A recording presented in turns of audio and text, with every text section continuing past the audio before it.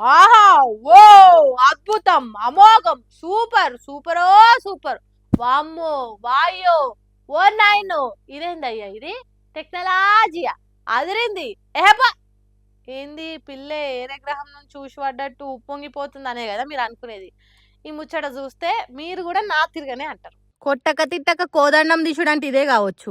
Gas ధరలు పెరుగుతున్నాయని రోడ్డెక్కి ధర్నాలు చేస్తే పోలీసులతోని బాధ, సోషల్ మీడియాలో పోస్ట్ పెడితే సర్కారు భక్తులతోని బాధ. అట్లా చేయకుండా వార్తలు వైరల్ కావాలంటే ఇగో గిట్లా చేయాలన్న ఆలోచన ఇగురంగా కలిగింది ఈ అన్నకు. ఏం చేయాలి మోడీ సారు, మీరేమో ఖర్చులు తగ్గించుకోనరని మైకులు వాళ్ళకి పోంగా మొత్తుకొని చెప్తిరి. డీజిల్, పెట్రోల్, గ్యాస్ రేట్లేమో గ్యాప్ లేకుండా పెంచుకుంటా పోతురు. అందుకే ఈ ఉపాయం చేసిన అన్నట్టు వంట వండుతున్నాడు.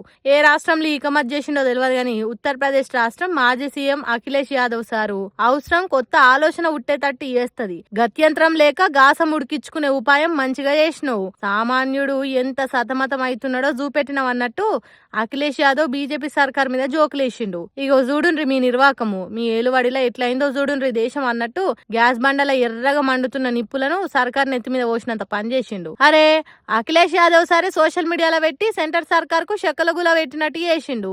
కాబట్టి మనం షేరింగ్లు చేయాలన్నట్టు పబ్లిక్ ఈ వీడియోని ఇరగదిప్పుతుర్రు. గ్యాస్ బండ్ ఉన్నా దాంట్లో గ్యాస్ ఉండదు, ఇంట్లో బండ్ ఉన్నా ట్యాంకుల పెట్రోల్ ఉండదు, దేశంలో చదువుకున్నోళ్ళున్నా కొలువులుండయి. వా అన్నవా మోడీ పరిపాలన, వా అన్నవా అన్నట్టు కామెంట్లు పెట్టుకుంటా కైతకలాడుతున్నారు సోషల్ మీడియా పబ్లిక్. పాలిటిక్స్ అన్నాక ఏ పార్టీ అయినా కానీ పవర్లు ఉండాలి అనుకుంటారు. పక్క పార్టీ అధికారంలో ఉంటే 5 ఏళ్లలో దిగిపోయినాక మళ్ళీ మేమే కుర్చీలో కూర్చునేది, మీరేం రందివాడకురి అని కార్యకర్తలకు కాన్ఫిడెన్స్ ఇస్తారు.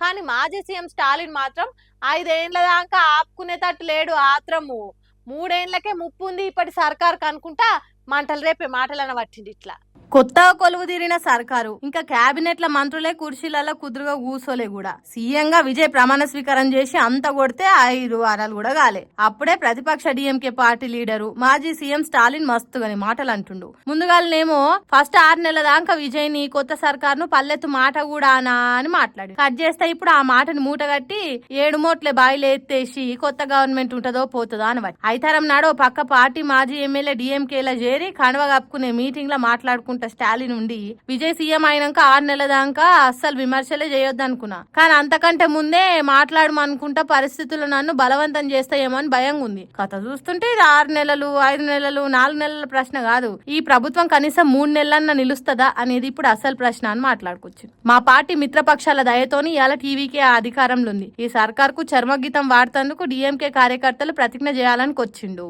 మేళ ప్రమాణ స్వీకారం చేసి పబ్లిక్ మెచ్చుకునే తీరు పాలన చేస్తుంటా పనితనం చూయిస్తుండు విజయ్. సరే ప్రతిపక్షాలు అన్నాక విమర్శలు చేయాలి, ఏదన్నా తప్పుంటే ఎత్తి చూపియాలి, పార్టీ పతార పెంచుకునే పనులు చేసుకోవాలి. కానీ కనీసం స్టాలిన్ అన్న తీరే 6 నెలలు కాకపోయినా ఓ 50 రోజులు కమ్సే కమ్ ఓ నెల కూడా ఆగలేడా? 5 ఏళ్లు ఓ సీఎం ఉండి కూడా ఆ కుర్చీలో ఓ కొత్త సీఎం కూర్చుంటే ఆయన తట్టుకోలేకపోతుండా అనుకుంటా గట్టిగానే అరుచుకుంటారు దళపతి ఫ్యాన్స్ కమ్ టీవీకే కార్యకర్తలు. విజయ్ ఏమో ప్రమాణ స్వీకారం కాగానే ప్రతిపక్ష పార్టీ లీడర్ అని కూడా పట్టింపులకు పోకుండా పగలు పెంచుకోకుండా స్టాలిన్ ఇంటికి వచ్చి మరి ఆయనను కొడుకు ఉదయనిధి స్టాలిన్ ను పలకరించి పార్టీల పంచాలు పక్కకు పెట్టి పబ్లిక్ కోసం పనిచేద్దామని చెప్తే ఈయననేమో మరీ గిట్లా అంటే అంటే ఇక ఉండదు సర్కారు, అంత కొడితే 3 నెలలే 100 రోజుల లోపనే బొందబెట్టుడే అని మాట్లాడితే పద్ధతేనా? ప్రతిపక్షంలో కూర్చుండబెట్టినా పద్ధతి మార్చుకోకపోతే ఎట్లా అనుకుంటా జననాయకన అభిమానులు జనత గట్టిగానే ఆడుచుకుంటారు స్టాలిన్ తీరును. మరి ఈ ముచ్చట మీద రేపు సీఎం విజయ్ సీరియస్ అయ్యి ఆయన స్టైల్లో ఏమని ఆడుచుకుంటాడా అనేది చూడాలి.